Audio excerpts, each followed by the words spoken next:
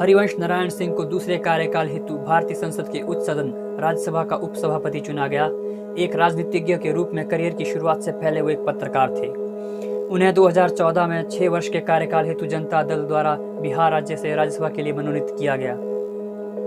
उन्हें पहली बार 2018 में राष्ट्रीय जनतांत्रिक गठबंधन के उम्मीदवार के रूप में राज्यसभा का उपसभापति चुना गया था। राज्यसभा के सभापति एम वेंकैया नायडू। राजेश खुल्लर को 3 वर्ष के कार्यकाल अगस्त 2023 में उनकी सेवानिवृत्ति तक विश्व बैंक का कार्यकारी निदेशक नियुक्त किया गया। वह नवंबर में विश्व बैंक से जुड़ेंगे और अपने नए पद पर भारत, बांग्लादेश, भूटान और श्रीलंका का प्रतिनिधित्व करेंगे। वे वर्तमान में हरियाणा के मुख्यमंत्री मनोहर लाल खट्टर के प्रधान सचिव के रूप में कार्यरत है। विश्व बैंक में मुख्यालय वाशिंगटन डीसी। विश्व बैंक के अध्यक्ष डेविड मालपास।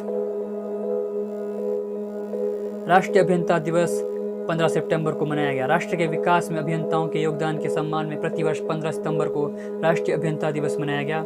यह दिवस प्रख्यात भारतीय अभियंता मोक्षगुंडम विश्वेश्वरैया की जयंती है। वह मैसूर के कृष्ण राजा सागर बांध के मुख्य अभियंता थे और उन्हें आधुनिक मैसूर का जनक माना जाता है। उन्होंने हैदराबाद के लिए बाढ़ सुरक्षा प्रणाली तैयार करने के साथ साथ विशाखापट्टनम बंदरगाह भूक्षरण समस्याओं को हल किया। उन्हें 1955 में भारत रत्न से सम्मानित किया गया।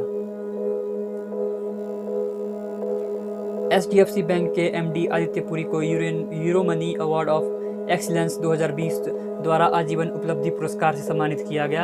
यह पुरस्कार उन्हें भारत में विश्व स्तरीय बैंक निर्माण के अपने कौशल हेतु दिया गया। यूरोमनी यह व्यापार और वित्त पर केंद्रित अंग्रेजी भाषा की मासिक पत्रिका है जो यूरोमनी इंस्टीट्यूशनल इन्वेस्टर PLC के प्रमुख प्रस्तुति के तहत काम करती है। HDFC मुख्यालय मुंबई। HDFC बैंक के अध्यक्ष दीपक पारेख। इंटीरियर डिजाइनर गौरी खान ने अपनी पहली पुस्तक माई लाइफ इन डिजाइन के विमोचन की घोषणा की। पुस्तक 2021 तक जनता के बीच आएगी। यह पेंगुइन रैंडम हाउस इंडिया द्वारा प्रकाशित की जाएगी। माई लाइफ इन डिज़ाइन में एक डिज़ाइनर के रूप में गौरी खान की यात्रा को दर्शाया गया है जो आकांक्षी डिज़ाइनरों और उन लोगों का मार्गदर्शन करेगी जो डिज़ाइन के बारे में सीखना चाहते हैं। समीर कुमार खर्रे को एशियाई विकास बैंक का नया कार्यकारी निदेशक नियुक्त किया गया। उनका कार्यकाल 3 वर्ष का होगा। वह वर्तमान में वित्त मंत्रालय के अंतर्गत आर्थिक कार्य में विभाग में अतिरिक्त सचिव और एशियाई अवसंरचना निवेश बैंक में भारतीय निदेशक है। ADB मुख्यालय मनीला, फिलीपींस। ADB के अध्यक्ष मतासुक अस्कवा।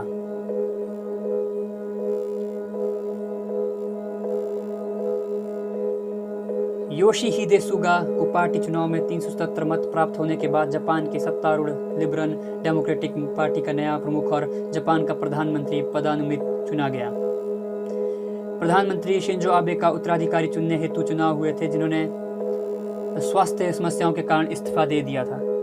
योशिहिदे सुगा वर्तमान में मुख्य कैबिनेट सचिव के रूप में LDP पार्टी में है। जापान उत्तर पश्चिमी प्रशांत महासागर में पूर्वी एशिया का एक द्वीप राष्ट्र है। राजधानी टोक्यो।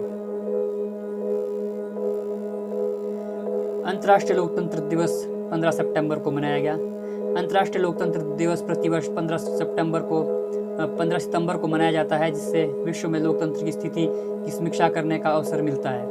संयुक्त राष्ट्र महासभा ने लोकतंत्र के सिद्धांतों को बढ़ावा देने और बनाए रखने के उद्देश्य से 15 सितंबर को अंतर्राष्ट्रीय लोकतंत्र दिवस के रूप में अंगीकृत किया। मानवाधिकारों की विश्वव्यापी घोषणा के अनुच्छेद 21(3) में लोकतंत्र और मानवाधिकारों के बीच कड़ी दी गई है।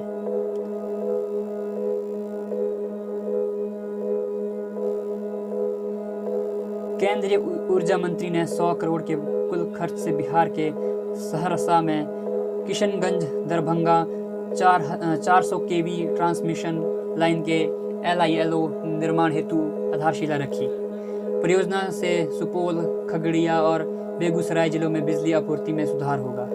कार्य में नए एजेंसी पावर ग्रिड लिमिटेड बिजली मंत्रालय के अंतर्गत एक केंद्रीय सार्वजनिक उपक्रम है।